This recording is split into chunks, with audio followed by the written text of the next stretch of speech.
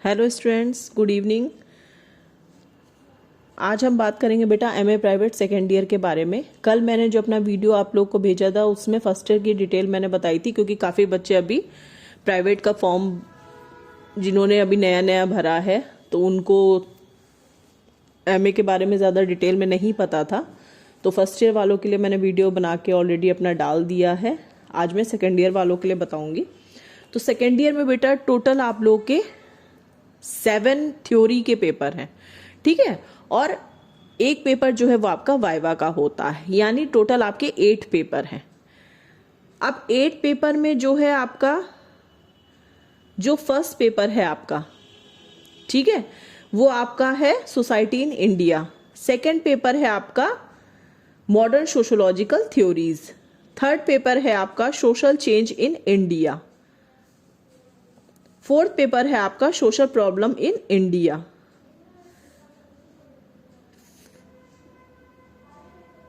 Fifth paper है आपका classification इन sociology. Sixth paper है आपका perspectives on Indian society.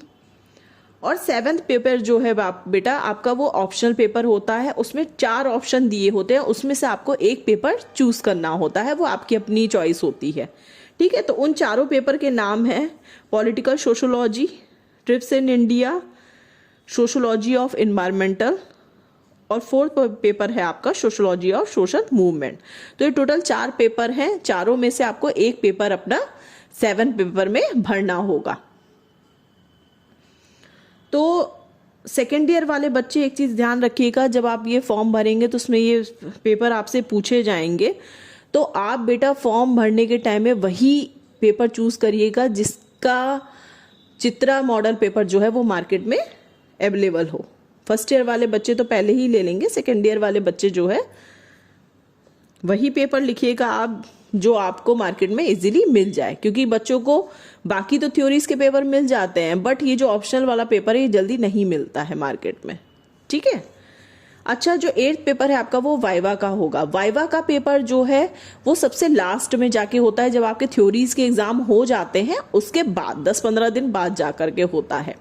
Viva का पेपर आपका 100 मार्क्स का होता है। सारे टोटल A to Z जो भी पेपर हैं आपके फर्स्ट ईयर और सेकेंड ईयर में, दोनों में आपके 100 मार्क्स के होते हैं। अच्छा, अब हम बात करते हैं सेकेंड ईयर के पेपर्स के बारे में। तो बेटा आपके पेपर जो है वो ऑप्शनल होते हैं, मतलब ऑब्जेक्टिव टाइप्स क्वेश्चन होते हैं उसमें, ठीक है। जैसे एक क्वेश्चन दिया है, उसके 4 ऑप्शन दिए हैं, आपको टिक करना है, उसमें कोई थ्योरी वाला लिखने वाला नहीं होगा आपको, ठीक है।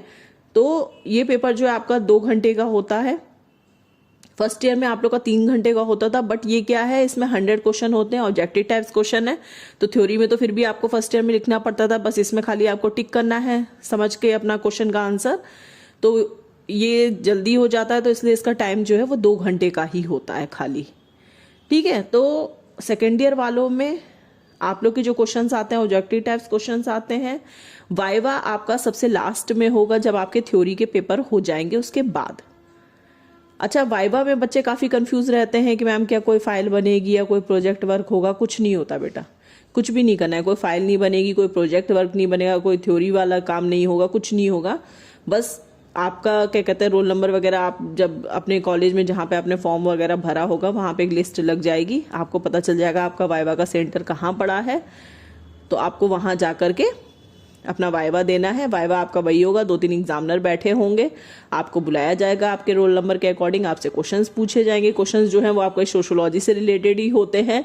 जब आपके थ्योरी के पेपर हो जाएंगे उसके बाद मैं एक स्पेशल अपना वीडियो जो है वो आपको वाइवा के ऊपर बना के डाल दूंगी। उसमें कोई इतने डरने की बात नहीं है, जो आपके सब्जेक्ट से रिलेटेड है उसी से रिलेटेड क्वेश्चंस पूछे जाते हैं, ठीक है। काफ़ी अभी जो पिछले साल के बच्चों के एग्जाम्स वगैरह हुए थे उन्होंने काफ़ी अपने मेरे को शेयर कर रहे थे कि मैम ये क्वेश्चन पूछे गए, ये क्वेश्चन पूछे गए, तो वो मैं आपको वाइवा के टाइम में बता दूंगी। अभी आपको परेशान होने की ज़रूरत नहीं है, अभी आप सिर्फ खाली थ्योरीज पेपर की तैयारी करिए, क्योंकि आप जब डीप स्टडी कर लेंगे ना सेकेंड ईयर में, तब आपको जो क्वेश्चन वगैरह आएंगे वो थोड़े क्लियर होंगे, ठीक है। तो सेकेंड ईयर वाले बच्चों को मैंने सारी डिटेल बता दी है। किसी तरीके का कोई कन्फ्यूज़न हो तो आप लोग कमेंट बॉक्स में कमेंट करके पूछ सकते हैं। और जल्दी से जल्दी जिन बच्चों ने अभी चित्रा मॉडल पेपर नहीं लिया है वो जल्दी से जल्दी ले लीजिए, क्योंकि एमए प्राइवेट के लिए बेटा एक चित्रा मॉडल पेपर ही है जो एकमात्र साधन है पढ़ने के लिए।